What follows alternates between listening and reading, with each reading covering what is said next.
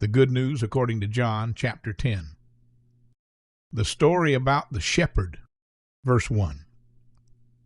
Jesus then said, I tell you this, a shepherd keeps his sheep in a safe place with a wall round it. There is a gate into that safe place. Anyone who gets into that place by another way, not through the gate, is not the shepherd. That person is a robber. He comes to take away the sheep for himself. Verse 2, but the shepherd goes in through the gate. Verse 3, the person who watches the gate opens it for the shepherd. The sheep recognize the shepherd's voice. He calls each of his own sheep by their name, and he leads them out. Verse 4, when he has brought out all his own sheep, he goes in front of them. The sheep follow him because they know his voice. Verse 5, they will not follow a stranger. They will run away from a stranger because they do not recognize his voice. Verse 6, Jesus told this story like a picture to teach the people, but they did not understand what he was saying to them.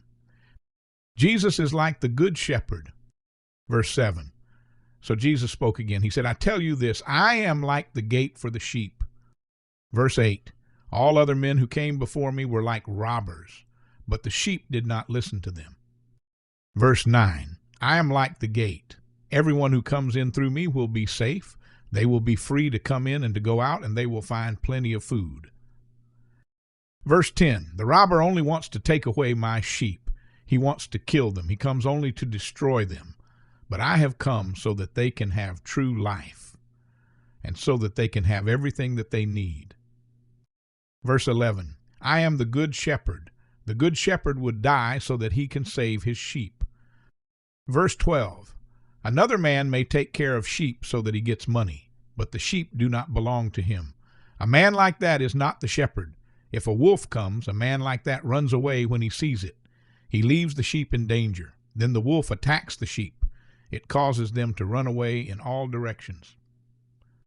Verse 13, that man runs away because the sheep do not belong to him. He does not think that the sheep are important.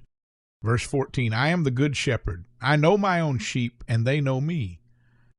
Verse 15, I know them in the same way that my Father knows me, and they know me in the same way that I know the Father. I will die so that I can save my sheep. Verse 16, I also have other sheep, and I must bring them too. They do not belong to this group of sheep, but they also will listen to my voice. So all the sheep will become one group, and they will have one shepherd. Verse 17, the Father loves me because I choose to die for my sheep. But after I give my life like that, I will become alive again. Verse 18, nobody can take my life away from me. Instead, I myself can choose to die. I have authority to do that. I also have authority to become alive again. My Father has said that I must do that. Verse 19, again, the Jews could not agree about these things that Jesus said. Verse 20, many of them said, he has a demon in him and he is crazy. You should not listen to him. But other people said, a man with a demon in him could not teach like this. A demon could not make blind people able to see. The Jewish leaders do not believe in Jesus. Verse 22, it was the time for the Jewish festival called Hanukkah. This happened in Jerusalem. It was winter. Verse 23, Jesus was walking in the yard of the temple under a place with a roof. The place was called Solomon's porch. Verse 24, the Jewish leaders stood around him. They said to him, we want to know who you are. When will you tell us? If you are the Messiah, tell us clearly. Verse 25, Jesus answered, I have already told you, but you do not believe. The things that I do by my Father's authority show you who I am. Verse 26, but you refuse to believe because you are not my sheep. Verse 27, my sheep recognize my voice. I know them and they follow me. Verse 28, I give them life forever with God. They will never die. Nobody can ever take them away from me. Verse 29, my Father has given them to me. He is greater than all things. Nobody can ever take my sheep out of my Father's hand. Verse 30, my Father and I are one. Verse 31, then the Jewish leaders picked up stones again to throw at Jesus so that they could kill him. Verse 32, Jesus said to them, I have done many good things.